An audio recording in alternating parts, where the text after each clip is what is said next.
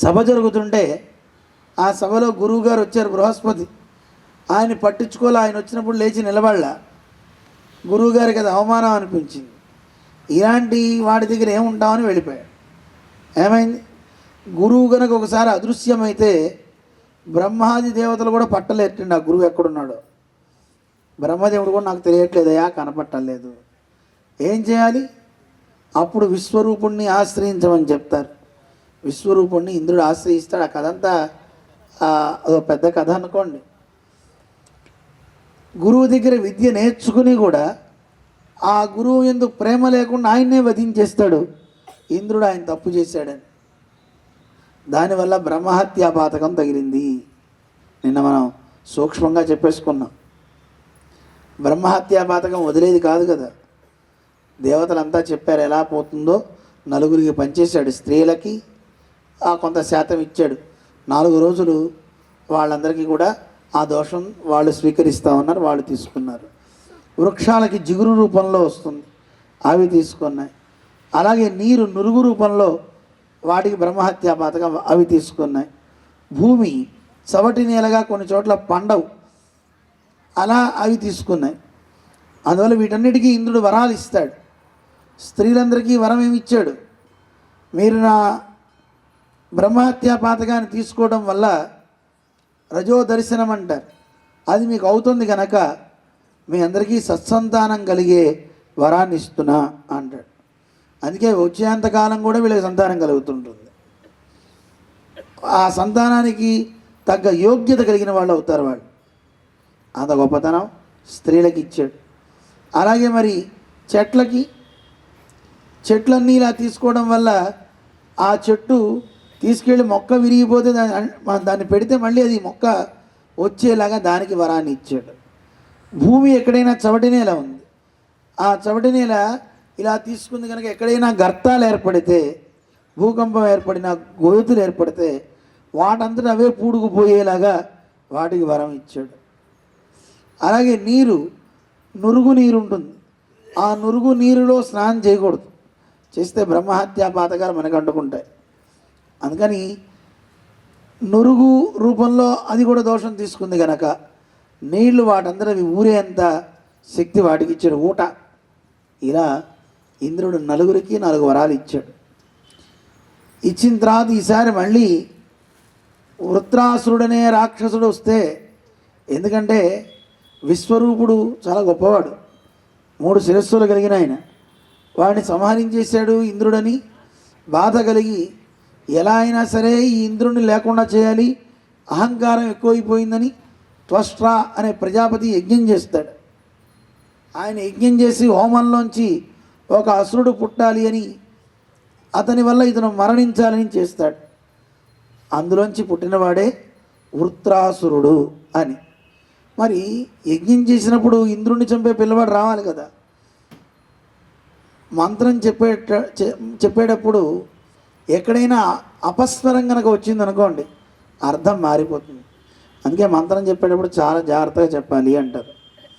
ఆ మంత్రం చేసే క్రమంలో దోషం ఏర్పడింది. ఇంద్రశత్రుర్వర్ధస్వ, ఇంద్రుడి శత్రువు పెరగాలి అన్నాడు. ఆ పెరిగింది ఎవరు?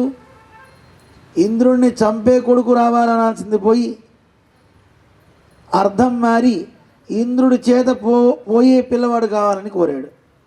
చూడండి, మనకి సరస్వతీదేవి నాలుక మీద ఉందనుకోండి మంచి మాటలు వస్తాయి, నోటి మీద దరిద్ర దేవత ఉందనుకోండి ఏమవుతుంది? కుంభకర్ణుడు కూడా నిర్దయ కావాలి అని అడగాలనుకున్నాడు, దయ లేకుండా ఉండాలి అని బ్రహ్మగారిని అడుగుదాం అనుకున్నాడు. కానీ పాపం నోటి మీద వచ్చేసరికి సరస్వతీదేవి తప్పుకుందట. అందుకే నిర్దయ అనబోయి నిద్రయ అన్నాడు. ఏమైపోయిందండి? నిద్రయ అంటే నిద్ర కొరకు నేను తపస్సు చేసే అన్నాడు. ఏమనాలనుకున్నాడు వాడు?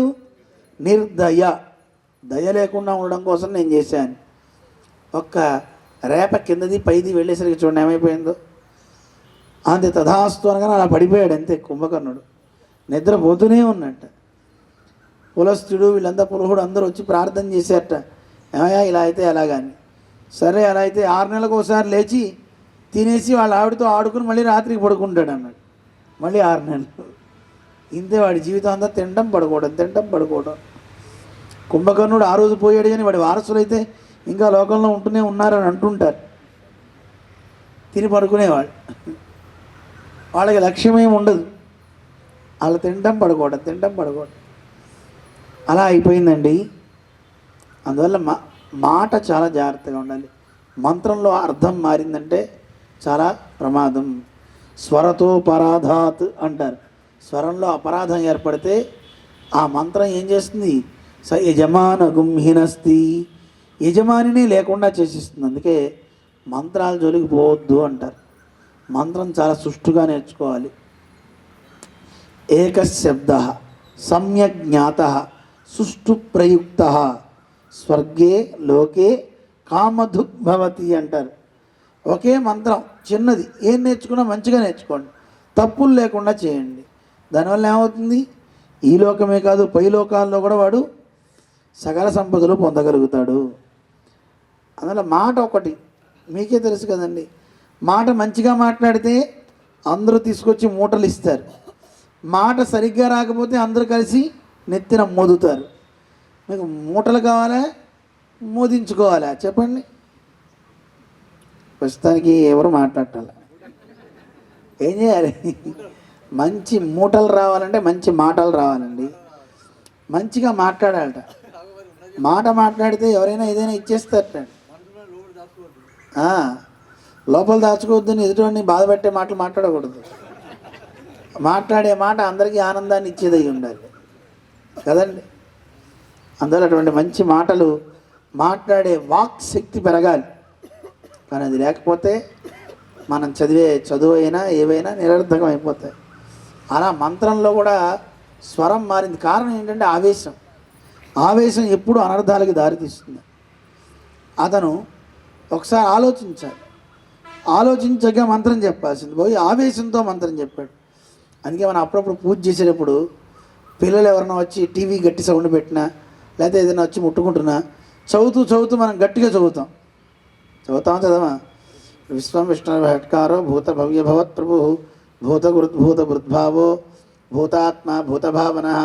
అదే సమయంలో వచ్చి వాడు ఏమైనా చేశాడు అనుకోండి, అవ్యయ పురుష సాక్షి క్షేత్రజ్ఞోక్షరయే వచ, మళ్ళీ యోగ విధానేత ప్రధాన పురుషేశ్వర, మళ్ళీ వాడు కనపడగానే నారసింహ వపు శ్రీమాన్ అంట. అనగానే ఇప్పుడు ఏమైపోతుంది? ఆ నామాలు చెప్పేవని దేవుడికి భయం వేస్తుందండి. ఏమిట్రా వీడు ప్రేమతో చదవాల్సింది పోయి అని తిడుతున్నాడు, ఇలా చదువుతున్నాడు ఏమిట్రా బాబా అనిపిస్తుంది. అందుకని ఇలా చదివే వాటి వల్ల శ్లోకాలు పర్వాలేదు, కానీ మంత్రాలు అయితే స్వరాలు ఉంటాయి కదా, స్వరాలు మారిపోతాయి. అందుకే మంత్రం చెప్పేటప్పుడు కూడా చాలా జాగ్రత్తగా చెప్పాలి. శిరస్సు ఎగరేస్తూ చెప్పడం కానీ, లేదు ఎలా పడితే అలా చెప్పొద్దు అంటుంటారు. ఆ చెప్పేటప్పుడు కూడా వాడికి కోపం వచ్చి గట్టిగా చెప్పాడు అనుకోండి, స్వరం మారితే అర్థం మారిపోతుంది. ఏం వేదా అన్నాడు అనుకోండి, అర్థం మారిపోతుంది. చాలా జాగ్రత్తగా చెప్పాలి. తినరా అంటాం వేరు, తినరా అంటాం వేరు కదండి. ఒకే మాటలో ఎంత అర్థం మారిపోతుంది. అందుకే మాట చెప్పే మాటే. రండి అన్న అనుకోండి, అర్థంలో తేడా వస్తుందన్నమాట మాటలోనే. అందుకని మంత్రం కూడా అంతే. దీనికి కారణం ఆవేశం, అనర్థదాయకం అని చెప్పడానికి ఒక ఉదాహరణ. అలాగే ఇంద్రుడు కూడా చేసిన పని అదే.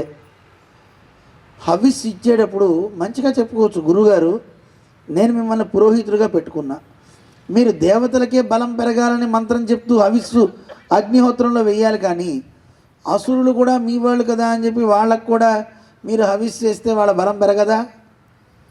మీ పాదాలు పట్టుకుంటానండి అని అడగచ్చు కదా. అడగల. నేనే గొప్పవాడిని, నాకంటే ఇంకెవడూ లేడు, త్రిలోకాధిపత్యం నాకుంది అనే ఒక గర్వంతో వాడిని ఆ గురువుని వధించేశాడు. బ్రహ్మహత్యా పాతకం. ఆ తర్వాత వృత్రాసురుడు, అతన్ని సంహరించకపోతే అతను వీడిని మింగుతాడు. ఏం చేయాలి? సంహరించాలంటే తనంతట తాను లొంగాల్సిందే తప్ప వృత్రాసురుడిని చంపే శక్తి కూడా ఇంద్రుడికి లేదు. కానీ వృత్రాసురుడు సామాన్యుడు కాదు. చిత్రకేతు మహారాజు అని పూర్వజన్మలో ఆయన 1,000,000 మంది భార్యలు ఉన్నట్టండి ఆయనకి. అంతమంది భార్యలున్నా సంతానం లేదు. ఏం చేయాలి? వాళ్ళ గురువుగారు కనపడ్డాడు, అంగిరసుడు అని ఆయన ప్రార్థన చేసేట, గురువుగారు నాకు ఎలా అయినా సంతానం కావాలి, ఏం చేస్తారో తెలియదు నాకు. మరి ఆయన నీకు సంతానం కలిగితే దానివల్ల లాభం ఎంత ఉందో అంత తొందరగా కూడా దుఃఖం కలుగుతుంది అంటే ఏం పర్వాలేదండి, దుఃఖమే కదా, నేను ఎలాగోలాగు నా దగ్గర ఇంతమంది ఉన్నారు మహానుభావులు, ఏదో ఒకటి చేసి నేను ఆ దుఃఖాన్ని తొలగించుకుంటా. వద్దురానైనా పర్వాలేదు గురుగారు. మనం అప్పుడప్పుడు చూడండి, మనం ఏది కావాలని కోరుకుంటామో ఆ కావాలన్న దానివల్ల ఏదో ప్రమాదం జరుగుతుందంటే దాన్ని మనం ఏదో చెప్తాం, ఈ ఒక్కసారికే కదండి, పర్వాలేదులేండి, ఈ ఒక్కసారి నాకు అది ఆ వస్తువు వచ్చిందనుకోండి, తర్వాత నేను మళ్ళీ ఇంక ముట్టుకోను కదా అంటామా అనమా? అలా మన జీవితాల్లో చాలా జరుగుతూ ఉంటాయి. ఒకసారి దుఃఖం వచ్చిన తర్వాత అప్పుడు బాధపడతాం, అయ్యయ్యో ఎందుకు ఇలాంటి పని చేసాం అయ్యో అని బాధపడుతుంటాం. అందువల్ల ఇక్కడ అలాంటి పనే జరిగింది. దానివల్లే దుఃఖాలన్నీ వస్తున్నాయి. వృత్రాసురుడు ఆ చిత్రకేతు మహారాజు అని చెప్పే కదా, ఆ గురువుని అడిగాడు. సరే, గురువు తన పెద్ద భార్యకి ప్రసాదాన్ని ఇచ్చారు. ఆ ప్రసాద మహిమ చేత ఒక పిల్లవాడు పుట్టాడు. పుట్టిన తర్వాత అందరూ అనుకున్నట్ట, పెద్ద భార్యకే ప్రసాదాన్ని ఇచ్చి సంతానం పొందాడు కదా, మరి మన ఇంక పట్టించుకోడు ఈ రాజు అని ఎవరు పెట్టారో కానీ ఆ పిల్లవాడికి విషయాన్ని పెట్టారండి. పిల్లవాడు చనిపోయాడు. చూస్తుండగా లేక పుట్టిన ఒక్క పిల్లవాడు కాస్త ఇలా మరణించాడని వైరాగ్యం కలిగి ఆయన చాలా బాధపడిపోతే, ఇక ఎందుకు నా జీవితం అనుకున్నప్పుడు నారదుడు వీళ్ళంతా రావడం, అతనికి భక్తిని ప్రబోధించడం. ఆ భక్తిని ప్రబోధించి మహావిష్ణు భక్తి సంపన్నుడు అండి ఆయన. ఆయనకు రథం కూడా వచ్చింది, ఆకాశ గమనం చేసే రథం, పుష్పక విమానం. దాంతో సంచరిస్తూ ఒకసారి కైలాసానికి వెళ్ళాట. కైలాసంలో శివుని యొక్క అంకం మీద కూర్చుని ఉంది పార్వతీదేవి. ఋషులంతా అక్కడ ఉన్నారు. ఈ చిత్రకేతు మహారాజు వెళ్ళి నమస్కరించి పరమశివుడితో చెప్పాట, ఏమయ్యా స్వామి, మీరు గొప్పవాళ్ళు, పెద్దలు, ఏదైనా ఏకాంతంలో చక్కగా మీ ఇద్దరు భార్యాభర్తలు అలా ఒళ్ళో కూర్చోబెట్టుకోవడం, ముద్దులాడడం చేయొచ్చు, కానీ నలుగురిలో ఏమిటండి అన్నట్ట. అంతే. పరమశివుడు ఏమనలా, పార్వతీదేవి కోపం వచ్చిందట. దట్ మా భర్తకి ఇంతమందిలో నువ్వెవరు చెప్పడానికి అని వెంటనే కోపగించుకొని శాపం పెట్టిందట. నువ్వు రాక్షసుడు అయిపో అని శాపం పెట్టి, వెంటనే ఆయన నవ్వి నమస్కారం చేసేట. అలాగే అమ్మ, సంతోషం అని చిత్రకేతువు వెళ్ళిపోతాడు. పరమశివుడు ఒక అందమైన మాట చెప్తాడు. భాగవత పురాణం వింటే మనకి తెలుస్తుంది వైష్ణవుడి గొప్పతనం ఏమిటి అనేది ఆయన చెప్తాడు. పరమశివుడు ఏమంటాడో తెలుసా? అమ్మా, నువ్వు తొందరపడ్డావు. అతను చిత్రకేతు మహారాజు సామాన్యుడు కాదు, విష్ణు భక్తుడు. అవసరమైతే నీకు కూడా ప్రతిశాపాన్ని పెట్టగలిగే సామర్థ్యం ఉన్నవాడు ఆయన. కానీ చూసావా, వైష్ణవులు ఎంత గొప్పవాళ్ళో, విష్ణు భక్తి కలిగిన వాళ్ళు. తమను ఎవరైనా ఏమన్నా అన్నా స్పందించకుండా అలాగే అని నమస్కారం చేసి వెళ్ళారంటే అది కదా వాళ్ళ సంస్కారం. విష్ణు భక్తి కలిగిన వాడు పరమ సాత్వికమైన గుణాలు కలిగి ఉంటాడని పరమశివుడు నిరూపించాడు. అక్కడ ఆయన చెప్తాడు, చూడు వాళ్ళని ఎంత గొప్పవాళ్ళు అని. అంతటి గొప్పతనం వైష్ణవులకు ఉందిట. అందుకే యముడు కూడా చెప్తాడు, పరిహార మధుసూదన ప్రపన్నాన్, విష్ణు భక్తుల జోలికి వెళ్ళొద్దు.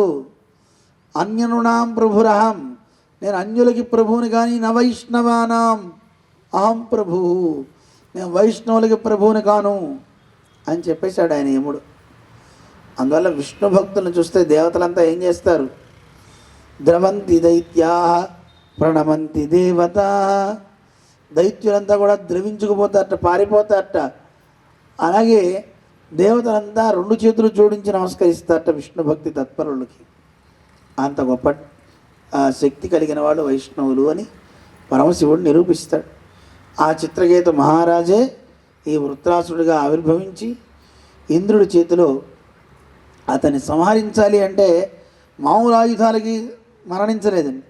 దధీచి అనే మహానుభావుడు, నారాయణ కవచాన్ని బాగా పారాయణం చేసినటువంటి మహనీయుడు, ఆయన శరీరంతో తయారు చేసినటువంటి ఎముకలు, ఆ ఎముకలతో తయారు చేసిందన్నమాట ఆ వజ్రాయుధం.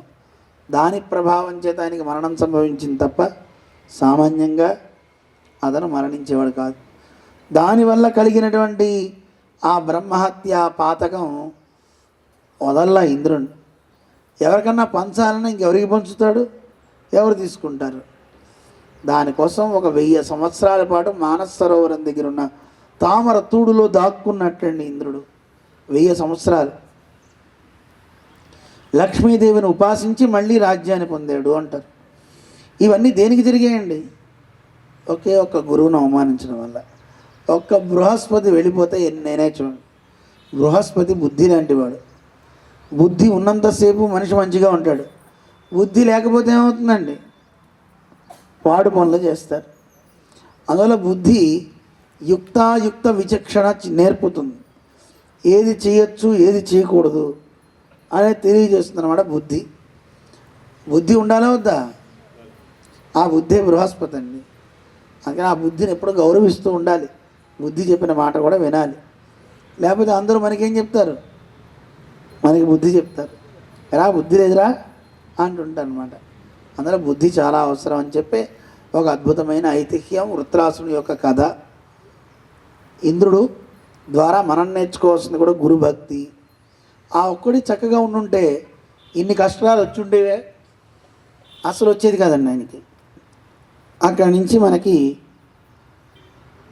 ఈ కష్టాలన్నీ ఎలా ఎలా దేవతలకు వస్తున్నాయో వాళ్ళు ఎలా నివర్తింప చేసుకుంటున్నారు. ఒక అసురుడు కాదు కదండి, ఎంతోమంది.